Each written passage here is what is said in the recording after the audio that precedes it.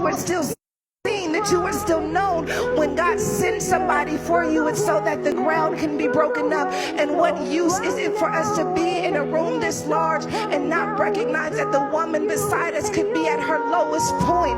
And if she is at her lowest point and you are the person who God has sat beside her, then maybe you have an opportunity to tell that woman, I think he's breaking up the ground so you have another option. I think he's breaking up the ground so that you can get your head straight. I think he's breaking up the ground so that you can begin to prophesy. I think he's breaking up the ground so that you don't have to be ashamed. Hey you, he's calling you. Hey you, it's time for you to get up. Hey you, I'm not going to let what they said about you define you for the rest of your life. I don't know who you are in this room, but before we go home, my assignment is to let you know that the ground has been broken up, that there is still an assignment over your life. And I know that you felt like you have hit rock bottom, but I'm letting you know that every time you lift your hands in worship, every time you bring yourself into a space of faith, even when you don't feel like it, it's shaking up the ground. You don't even have to lift up your hands in worship. If you just get in an environment of worship, the ground starts shaking, and all of a sudden you recognize,